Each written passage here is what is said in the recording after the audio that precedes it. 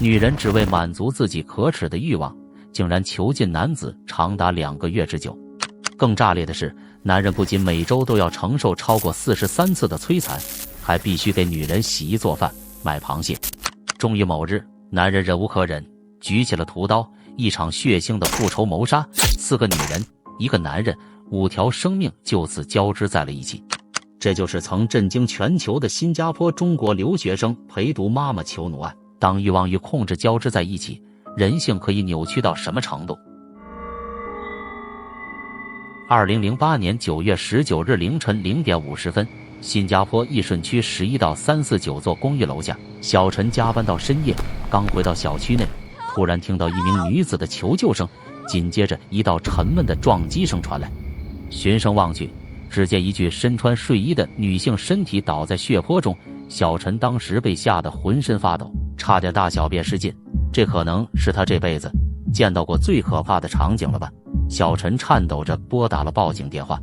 呜尔呜尔呜呜呜后，新加坡的警方很快就赶到了现场。此时躺在地上的这名女子已经全身是血，早已没了呼吸。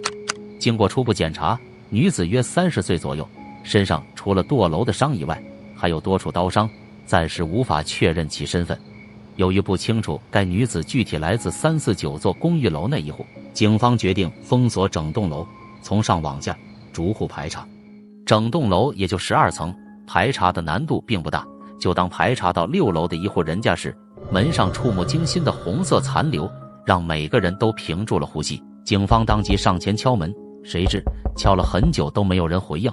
由于门设计了2层，外面是坚固的防盗框，警方只好通知消防员前来强行破门。就在等待消防员到来的途中，一名男子打开了内门。当房门被打开的那一刻，一股浓烈的血腥味扑面而来。该男子还试图解释，只是自己切水果不小心切到了手。警方要求他打开外门，但他马上就拒绝了。消防员到来后，通过切割机强行破出外门。当他们走进这个房子，眼前的场景让在场的每个人都震惊了。屋内到处都是血迹和刀伤，仿佛人间炼狱一般。在其中一个房间内，发现2名女子倒在血泊中，一个在床上，另一个在门附近，已经死亡。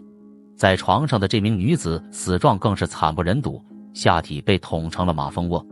另一个房间内也满是血迹，但没有发现人。卫生间同样是一片狼藉，一名10多岁的少女满身刀伤躺在地上，不过还有微弱的呼吸。警方立即把她送往了最近的医院抢救。这间不到100平方米的公寓里，为什么会发生如此惨烈的命案？让我们把时间拨回2个月前。王志健，这个来自天津的42岁男人，原本在国内过着体面的生活，然而一段畸形的感情彻底改变了他的人生轨迹。故事要从1996年说起，那年他认识了船运公司老板娘张梦。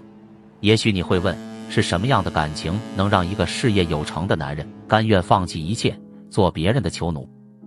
答案藏在王志健的纹身里，背上是张梦的肖像，右手是死神和心脏，象征着这个女人对他心灵的腐蚀。左手是一条蛇，暗示着他明知对方是蛇蝎美人，却依然无法自拔。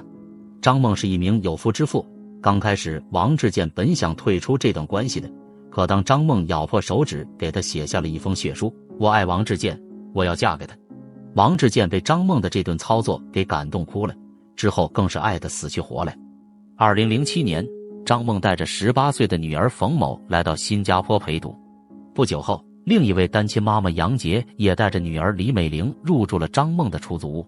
表面上这是在普通不过的陪读生活，但谁能想到，这个普通的公寓里即将上演一场令人不寒而栗的囚禁游戏。当时杨杰不太同意屋内还有男人的存在，张梦为了拿到杨杰的租金，当即保证只要他们在，他的男人不会踏出房间半步。想象一下这样的生活，一个不足10平米的房间，24小时赤身裸体，不能随意走出房门，连最基本的大小便都得在房间内解决。王志健就这样生活了整整2个月，但这还不是最可怕的。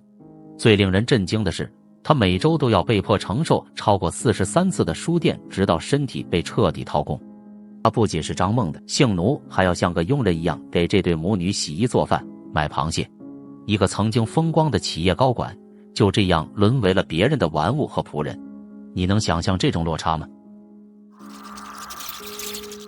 张梦对王志健的控制远不止于肉体上的奴役，他还擅长使用破精神控制，时而谩骂他是穷光蛋，时而威胁要自杀，忽冷忽热的情感操控，无休止的金钱索取。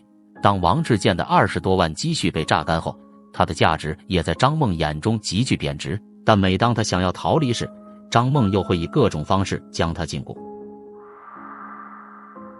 2008年9月18日深夜，一个关于螃蟹的要求彻底引爆了这个男人压抑已久的怒火。由于当时王志健的积蓄已快清零，而且又没有工作，新加坡当时的物价很高，一只螃蟹大概就要100-200，所以他并没有满足张梦的要求购买螃蟹。可想而知，当天晚上张梦如机关枪扫射般辱骂了他。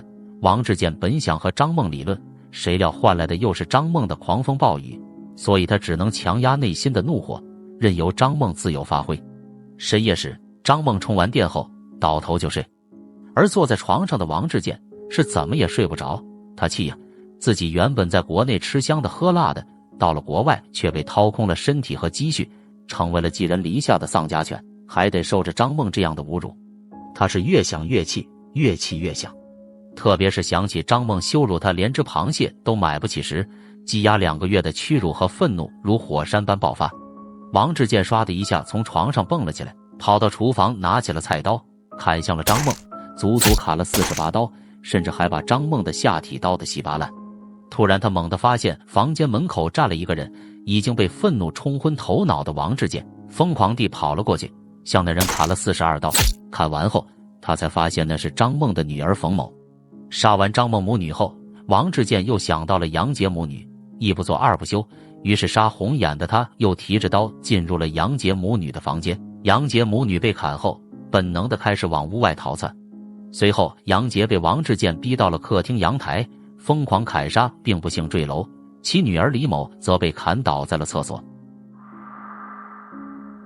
令人毛骨悚然的是，在杀死3人重伤1人后，王志健居然还有心思去洗澡。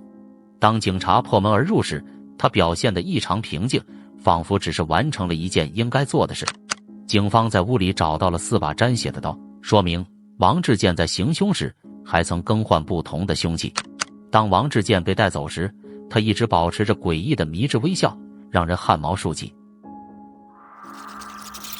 这起案件带给我们深深的警示，暴力和虐待没有性别界限，男性受害者的求助往往被忽视，精神控制造成的伤害不亚于肉体伤害，长期压抑的情绪终将以极端方式爆发。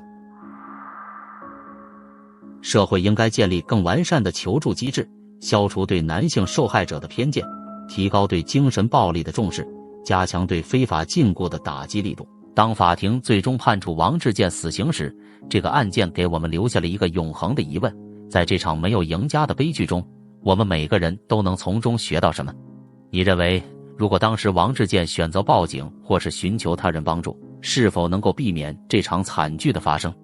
欢迎在评论区分享你的看法，麻烦大家帮忙点赞关注一下，传递正能量，我们下期见。